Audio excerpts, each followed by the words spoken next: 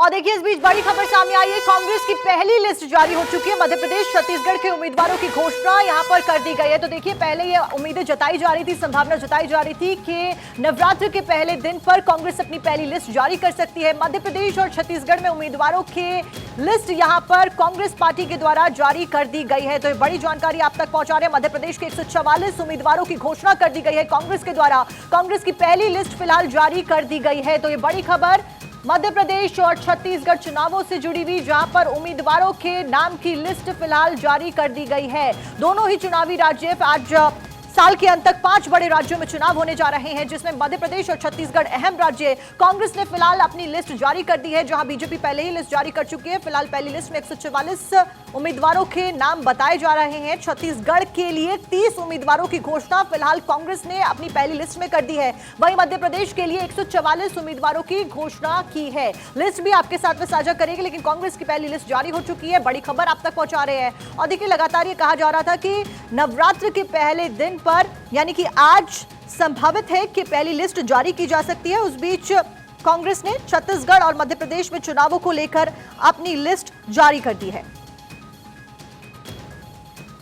तो देखिए छत्तीसगढ़ के लिए 30 उम्मीदवारों की कांग्रेस के द्वारा घोषणा की गई है अपनी पहली लिस्ट में। वहीं मध्य प्रदेश की बात करें तो मध्य प्रदेश में 144 उम्मीदवारों की घोषणा की गई है। और बड़ी जानकारी मिल रही है कि छिंदवाड़ा से कमलनाथ चुनाव लड़ने जा रहे हैं। वहीं तेलंगाना, मध्य प्रदेश और छत्तीसगढ़ के उम्मीदवारों की घोषणा की गई है। 3 राज्यों के लिए कांग्रेस की पहली लिस्ट सामने आ चुकी है। तो देखिए अब देखने वाली बात यह होगी कि कांग्रेस ने किन उम्मीदवारों को मैदान में उतारा है और कितनी कारगर ये उम्मीदवार आते हैं जब इनको ग्राउंड पर उतारा जाता है। फिलहाल तेलंगाना, मध्य प्रदेश और छत्तीसगढ़ में घोषणा कर दी गई है। हालांकि अभी तक लिस्ट आप तक साझा करेंगे, लेकिन फिलहाल बड़ी जानकारी आप तक पहुंचा रहे हैं। कांग्रेस से जुड़ी हुई पहली लिस्ट कांग्रेस की जारी कर दी गई है। और पाटन से भूपेश बघेल चुनाव लड़ेंगे, ये जानकारी मिल रही है। तो कांग्रेस की लिस्ट से जुड़ी हुई अपडेट आप तक पहुंचा रहे हैं। कांग्रेस की पहली लिस्ट जारी हो गई है। मध्य प्रदेश और छत्तीसगढ़ के उम्मीदवारों की घोषणा कर दी गई है। छत्तीसगढ़ के लिए 30 उम्मीदवारों की घोषणा कांग्रेस ने की है। वहीं मध्य प्रदेश के लिए 144 उम्मीदवारों की घोषणा की है। छिंदवाड़ा से कमलनाथ चुनाव लड़ते हुए नजर आएंगे। तेलंगाना और मध्य प्रदेश, छत्तीसगढ़ के उम्मीदवारों की घोषणा की गई है। 3 राज्यों के लिए कांग्रेस की पहली लिस्ट जारी हो गई है। वहीं पाटन से भूपेश बघेल चुनाव लड़ते हुए नजर आएंगे आपको। तो देखिए फिलहाल चुनावी राज्यों में कांग्रेस लगातार प्रयास कर रही है कि किस तरीके से वोटरों को साधा जा सके और किस तरीके से बढ़त बनाई जा सके और बीजेपी को किस तरीके से हराया जा सके और एक बार फिर से जीत का परचम चुनावों में लहराया जा सके। विधानसभा चुनावों का दौर क्योंकि लगातार जारी है, उस बीच आने वाले साल में लोकसभा चुनाव भी हैं, जिसके लिए INDA गठबंधन का गठन भी किया गया है। और कांग्रेस फिलहाल एड़ी चोटी का जोर लगाए हुए है। तमाम पार्टियां देखिए जोर लगा रही हैं। और कांग्रेस की बात करें तो लगातार चुनावी रैलियों का सिलसिला कांग्रेस की तरफ से भी जारी है। उस बीच छत्तीसगढ़ के लिए 30 उम्मीदवारों की घोषणा कांग्रेस ने कर दी है। मध्य प्रदेश में भी 144 उम्मीदवारों की घोषणा कांग्रेस के द्वारा कर दी गई है, जहां बीजेपी एक नए फॉर्मूले के साथ इस बार मैदान में उतरती हुई नजर आ रही है, जिन्होंने सांसद को यहां पर मैदान में उतारा है। वहीं कांग्रेस ने मध्य प्रदेश और छत्तीसगढ़ और तेलंगाना में यहां पर लिस्ट जारी कर दी है। तेलंगाना के 55 उम्मीदवारों को लिस्ट में जगह दी गई है। तेलंगाना से 55 उम्मीदवारों के नामों की घोषणा की गई है। पाटन से भूपेश बघेल चुनाव लड़ते हुए नजर आएंगे। वहीं छिंदवाड़ा से कमलनाथ आपको चुनाव लड़ते हुए नजर आएंगे। तो मध्य प्रदेश, छत्तीसगढ़ के उम्मीदवारों की घोषणा, तो बड़ी जानकारी भारत 24 के माध्यम से आप तक पहुंचा रहे हैं। 5 राज्यों में चुनाव होने जा रहे हैं देखिए, और उसी के चलते यहां पर तमाम पार्टियां प्रयास कर रही हैं। ज्यादा जानकारी के साथ केशव हमारे सहयोगी हमारे साथ जुड़े हैं। केशव, फिलहाल लिस्ट जारी कर दी गई है कांग्रेस के द्वारा। बड़ी उम्मीदें थी और कहा भी जा रहा था कि आज लिस्ट जारी हो सकती है। फिलहाल क्या कुछ अपडेट आपके पास? जी साक्षी, देखिए मध्य प्रदेश और छत्तीसगढ़ के लिए कांग्रेस पार्टी ने अपने उम्मीदवारों का ऐलान कर दिया, क्योंकि CWC की बैठक के बाद ही ये कयास लगाया जा रहा था कि नवरात्रि से पहले ये उम्मीदवारों की सूची कांग्रेस जारी कर सकती है मध्य प्रदेश और छत्तीसगढ़ के लिए। लेकिन आज नवरात्रि के पहला ही दिन कांग्रेस पार्टी ने मध्य प्रदेश और छत्तीसगढ़ में अपने जो उम्मीदवार हैं उनका लिस्ट जारी कर दिया है। अब मैदान में कौन होंगे इसका बीजेपी ने पहले ही ऐलान कर दिया था, अब कांग्रेस ने भी ऐलान कर दिया। आपको मध्य प्रदेश की लिस्ट में बताऊँ तो और ये आप देखिए बाबू झंडेला हैं, रमेश रावत हैं, ये विजयपुर से रमेश रावत लड़ेंगे, शिवहर से बाबू झंडेला लड़ेंगे। तो ये जो मुख्य कई मेन नाम है, जैसे कि कमलनाथ कहाँ से लड़ेंगे, और जैसे छत्तीसगढ़ में जो कि वहाँ के मुख्यमंत्री हैं वो कहाँ से लड़ेंगे। तो ये सारे सभी लोगों का लिस्ट अब आ गया है कि कौन से उम्मीदवार कहाँ से चुनाव लड़ेंगे, क्योंकि बीजेपी ने पहले ही अपने उम्मीदवारों का ऐलान कर दिया था बहुत पहले, लेकिन कांग्रेस पार्टी ने अभी तक अपने उम्मीदवारों का ऐलान नहीं किया था कौन मैदान में उतरेगा। लेकिन आज नवरात्रि के पहले ही दिन कांग्रेस पार्टी ने भी ऐलान कर दिया कि उनके उम्मीदवार किस सीट से कौन चुनाव लड़ेगा। बिल्कुल केशव, और उस बीच क्योंकि छिंदवाड़ा से कमलनाथ के चुनाव लड़ने के संकेत मिल रहे हैं, क्या कुछ राजनीतिक मायने निकाले जाएं, क्योंकि भूपेश बघेल के लिए भी सीट का यहां पर ऐलान कर दिया गया है। जी देखिए, मध्य प्रदेश में 144 सीटों के लिए कांग्रेस पार्टी ने ये ऐलान किया है, और जो पूर्व मध्य प्रदेश के जो पूर्व मुख्यमंत्री हैं कमलनाथ, वो छिंदवाड़ा से ही चुनाव लड़ेंगे।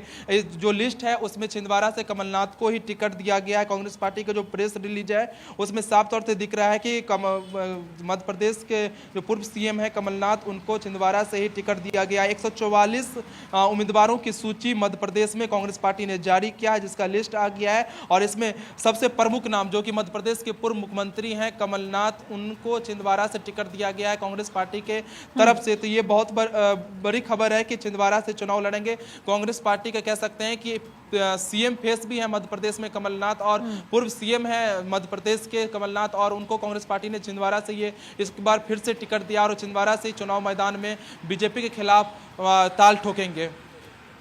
अच्छा केशव, क्योंकि लिस्ट आप देख रहे हैं और दर्शकों को भी बता रहे हैं लिस्ट में किन किन उम्मीदवारों के नामों को रखा गया है, उस बीच कितनी कारगर ये उम्मीदवार साबित होते हुए नजर आते हैं चुनावी पर्सपेक्टिव से अगर देखा जाए तो। देखिए दर्शकों को हम ये भी बता दें कि ये लिस्ट है जो कि जारी की गई है कांग्रेस के द्वारा। फिलहाल चुनावों से पहले ये लिस्ट जारी कर दी गई है। आज नवरात्र का पहला दिन और ये कहा जा रहा था कि संभावित है आज लिस्ट जारी की जा सकती है, और लिस्ट जारी भी कर दी गई। मध्य प्रदेश, छत्तीसगढ़ और तेलंगाना में कांग्रेस ने अपने उम्मीदवारों की पहली लिस्ट जारी कर दी है, जहां छत्तीसगढ़ के लिए 30 उम्मीदवारों के नामों की घोषणा की गई है। वहीं मध्य प्रदेश के लिए 144 उम्मीदवारों की घोषणा कांग्रेस के द्वारा की गई है। साथ साथ में तेलंगाना में भी यहां पर जो उम्मीदवार हैं उनके नामों की घोषणा कांग्रेस के द्वारा कर दी गई है। और फिलहाल केशव हमारे सहयोगी लगातार बने हुए। केशव, आपने लिस्ट देखी और आप दर्शकों को बता भी रहे थे, उस बीच बीजेपी ने तो नया फॉर्मूला यहां पर लगा दिया है, जो सांसद है उनको मैदान में उतार दिया है। उस बीच ये उम्मीदवार कितने ज्यादा कारगर साबित होते हुए नजर आएंगे बीजेपी के कॉम्पिटेंस में? जी साक्षी, देखिए बिल्कुल आपने सही कहा, क्योंकि मध्य प्रदेश में एक तरफ जहां बीजेपी ने करीब 20 दिन पहले ही अपने उम्मीदवारों की सूची जारी कर दी थी, जिसमें उनके पार्टी के कई कदावर नेता भी मैदान में, बात करें कैलाश विजयवर्गीय की, नरेंद्र सिंह तोमर की या प्रहलाद सिंह पटेल की, तो वहीं दूसरी तरफ अब कांग्रेस की जो सूची जारी की गई है इसमें कौन सा प्रमुख नाम है कि एक प्रमुख नाम ये है कि कमलनाथ, जो कि पूर्व सीएम है मध्य प्रदेश के, उनको छिंदवाड़ा से टिकट दिया गया है। वो छिंदवाड़ा से चुनाव मैदान में उतरेंगे बीजेपी के खिलाफ, लेकिन बीजेपी ने कई नेता को मध्य प्रदेश में उम्मीदवार घोषित किया है जो कि मैदान में है। और इस बार के जो चुनाव हो रहे हैं मध्य प्रदेश में वो कांग्रेस के लिए ज्योतिरादित्य सिंधिया के बिना हो रहे, क्योंकि ज्योतिरादित्य सिंधिया अब बीजेपी के साथ हैं। इससे पहले वो कांग्रेस में थे तो कांग्रेस के साथ उन्होंने चुनाव लड़ा था, लेकिन इस बार ज्योतिरादित्य सिंधिया बीजेपी में है और उनके जो समर्थक हैं वो बीजेपी के साथ हैं। तो ऐसे में ये जो सूची है, जो कि उम्मीदवार की सूची जारी की गई है कांग्रेस की तरफ से, ये बहुत महत्वपूर्ण है। इसमें देखना होगा कि कौन से नाम ऐसे हैं जो कि इन जो बीजेपी के कदावर नेता हैं उनके सामने रहेंगे, खड़े होंगे और उनसे चुनाव लड़ेंगे। तो ये बहुत बड़े महत्वपूर्ण सवाल है कि अब इस लिस्ट में ये देखने वाली सबसे महत्वपूर्ण सवाल होगी, क्या जो बीजेपी के कदावर नेता हैं, बात करें नरेंद्र सिंह तोमर की, कैलाश विजयवर्गीय की या प्रहलाद सिंह पटेल की, इन लोगों के सामने कांग्रेस ने किन्हें उम्मीदवार बनाया है और क्या वो इन कदावर बीजेपी के कदावर नेताओं को फाइट कर पाएंगे, मैदान में टक्कर दे पाएंगे, ये सबसे देखने वाली सवाल होगी। लेकिन अब ज़्यादा वक्त नहीं रहा है मध्य प्रदेश में जब मतदान होगा, क्योंकि चुनाव आयोग ने पहले ही डेटों का अनाउंसमेंट कर दिया है। तो अब ये जो कांग्रेस की लिस्ट है, आप कह सकते हैं कि अब से जो कांग्रेस के उम्मीदवार हैं, क्योंकि अभी भी संशय था कांग्रेस में कि किसको टिकट मिलेगा किसको नहीं मिलेगा, तो ऐसे में जो कांग्रेस के उम्मीदवार थे वो मैदान में उतना मेहनत नहीं कर पा रहे थे, लेकिन बीजेपी के जो उम्मीदवार थे वो जरूर जमीन पर दिख रहे थे। लेकिन अब आप कह सकते हैं कि आज के बाद से जो कांग्रेस के उम्मीदवार हैं वो भी बीजेपी के आपने जानकारी दी ज्यादा किस तरीके से क्या कुछ आगे चुनाव में होने जा रहा है। पूजा मेरी सहयोगी न्यूज रूम से मेरे साथ में जुड़ गई है। पूजा, क्या कुछ अपडेट आपके पास? और देखिए लगातार केशव और हम भी यही डिस्कस कर रहे थे कि जो उम्मीदवारों की लिस्ट सामने आई है वो कितनी कॉम्पिटेंट साबित होने वाली है बीजेपी के प्रत्याशियों के सामने, क्योंकि बीजेपी ने तो सांसदों को भी मैदान में उतार दिया है। देखिए, आप लगातार जानकारी दे रहे हैं और केशव भी जानकारी दे रहे हैं कि कौन कौन से चुनावी उम्मीदवार हैं जो मैदान में उतरे हैं, अपने ताल ठोकते हुए नजर आएंगे।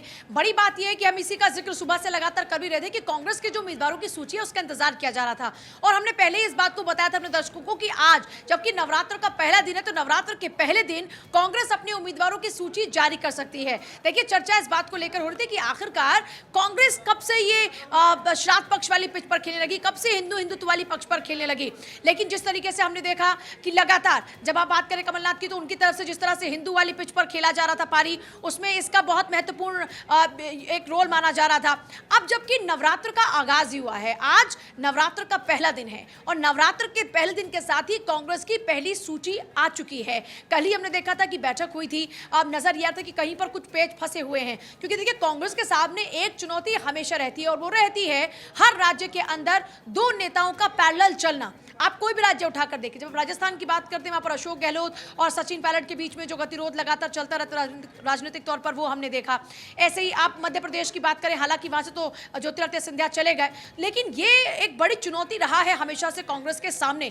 अब देखिए, लगातार चर्चाओं का दौर चल रहा था। सबसे बड़ी बात यह है कि देखिए पिछली बार इन राज्यों के अंदर कांग्रेस को जीत मिली थी। आप जब मध्य प्रदेश की बात करते हैं या फिर आप राजस्थान की बात करते हैं, छत्तीसगढ़ की बात करते हैं, इन राज्यों के अंदर कांग्रेस सबसे बड़ी पार्टी बनकर उभरी थी। हालांकि मध्य प्रदेश में बाद में हालात बदले और वहां पर सरकार बीजेपी की बनी, लेकिन उस दौरान में हमने देखा था कि तीनों राज्यों के अंदर बढ़त बनी। अब जबकि 2024 का चुनाव है, 2024 के चुनाव से पहले इन चुनाव को लिटमस टेस्ट के तौर पर देखा जा रहा है। ऐसे में हर एक एक सीट बहुत ही महत्वपूर्ण है और कांग्रेस, अब देखिए उनके सामने चुनौती है। जब आप राजस्थान का जिक्र करते हैं, वहां पर ज्यादातर ये रहा कि कभी कांग्रेस की तो कभी बीजेपी की सरकार बनेगी। अब जबकि अशोक गहलोत मौजूदा मुख्यमंत्री हैं, वहां पर अगली बार रिपीट करें और एक नया रिकॉर्ड कायम करें, उस लिहाज से देखा जाए तो अशोक गहलोत के सामने एक बड़ी चुनौती, क्योंकि अशोक गहलोत को पूरी पिच दी गई कि आप जाइए भैया, बैटिंग कीजिए और आपके कंधों पर पूरा दारोमदार है। और कई दफा सचिन पायलट की बातों को दरकिनार भी किया गया, हालांकि बैलेंस करने की कोशिश बार बार की गई। ऐसी देखिए मध्य प्रदेश की अब बात कर रहे हैं तो मध्य प्रदेश के अंदर कई नेता हैं, लेकिन कमलनाथ को भी प्रमुखता आगे रखा जा रहा है। छत्तीसगढ़ की बात करते हैं तो हमने देखा कि भूपेश बघेल मौजूदा मुख्यमंत्री हैं। हाल ही में पिछले कुछ दिन पहले हमने देखा था कि एक उप मुख्यमंत्री पद वहां पर और बना दिया जाता था कि पार्टी के अंदर बैलेंस रहे। फिर यह भी बात आ रही थी कि खींचतान चल रही है दोनों संगठन के अंदर, ऐसे नहीं कि ये सिर्फ कांग्रेस के साथ में है, अब बीजेपी के अंदर भी खींचतान चल रही है। तीन राज्यों के अंदर दोनों पार्टीज को बहुत ज्यादा मेहनत करनी पड़ रही है। फिर दूसरा, हमने आज ही एक और खबर बताई थी अपने दर्शकों को कि छोटे छोटे दल जो हैं वो लगभग 60 से ज्यादा हैं जो पार्टिसिपेट करते नजर आएंगे, जो फाइट करेंगे इलेक्शन के अंदर।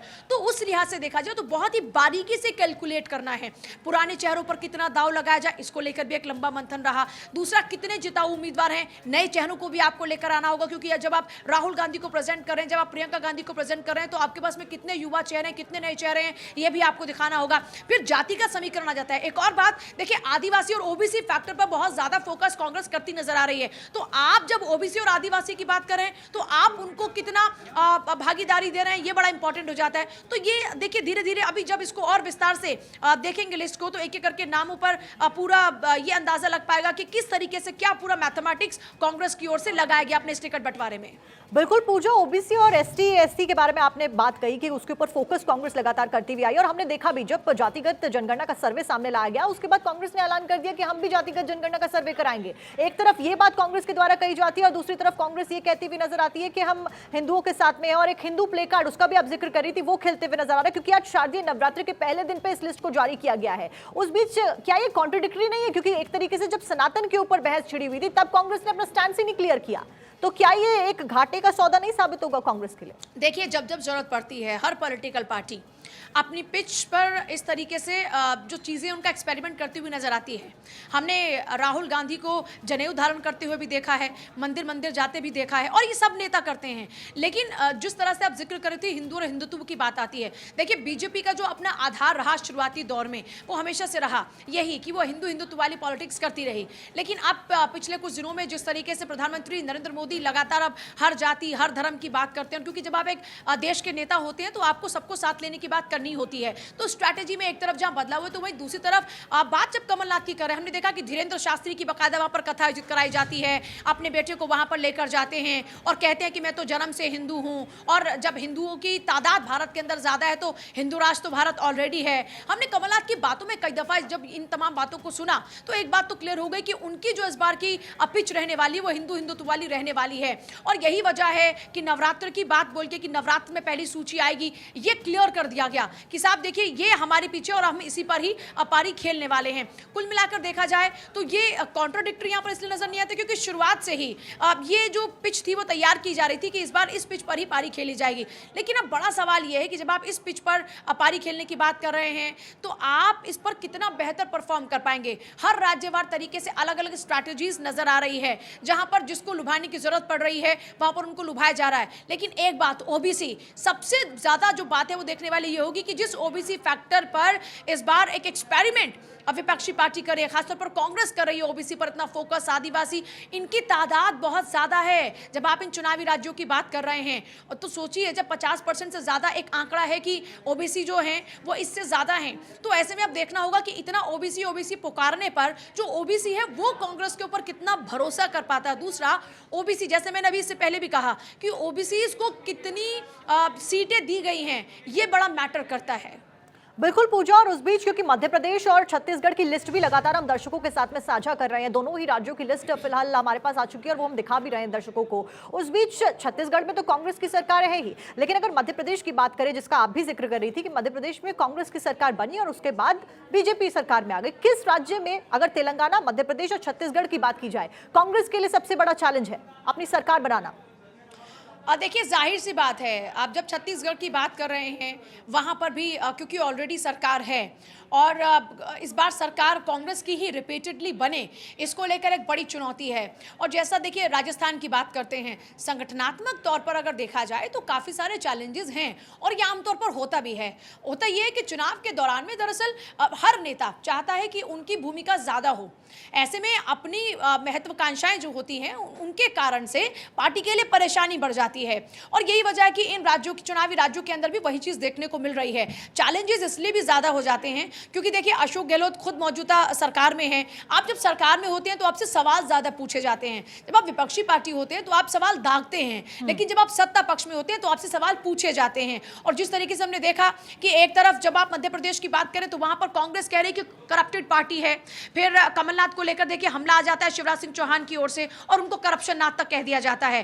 तो लड़ाई करप्शन को लेकर है। अब कितना एंटी इनकम्बेंसी फैक्टर, जब इसकी बात करते हैं तो देखिए कोई सरकार होती है तो थोड़ा बहुत एंटी इनकम्बेंसी फैक्टर होता ही है, और अब वो एंटी इनकम्बेंसी फैक्टर कितना काम करेगा ये धीरे धीरे जैसे उम्मीदवारों के नाम अब बिल्कुल क्लियर हो जाएंगे और तस्वीर साफ होनी शुरू हो जाएगी, क्योंकि ये इंतजार किया जा रहा था। देखिए एक बड़ा चैलेंज ये आता है कि जो नाराज लोग होते हैं, जैसे जिसका टिकट कटेगा, जो बागी हो जाएंगे, जो बगावती तेवर अपनाएंगे, उन बगावती तेवरों पर किस तरीके से ओवरकम किया जाता है, ये एक बड़ा चैलेंज होने वाला है। क्योंकि अब देखिए देरी जब आप करते हैं टिकट बंटवारे को लेकर तो उसका नफा भी और उसका नुकसान भी है। पहला देखिए नफे नुकसान की बात करते हैं तो आपके सामने चैलेंजेस होते हैं कि भाई बगावती तेवर जितनी देरी से आपके सामने आएंगे उतना उससे रिकवर करने में आपको टाइम लगेगा। हाँ ठीक है पूजा, फिलहाल लिस्ट हमने दिखाई है दर्शकों को, छत्तीसगढ़, तेलंगाना और साथ साथ मध्य प्रदेश की लिस्ट सामने आ चुकी है। तीनों ही लिस्टें हम दर्शकों को भी दिखा रहे हैं। उस बीच पूजा आपने बताया किस तरीके से डिटेल में क्या कुछ चैलेंजेस कांग्रेस को फेस करने पड़ सकते हैं, जानकारी आप तक पहुंचाइए।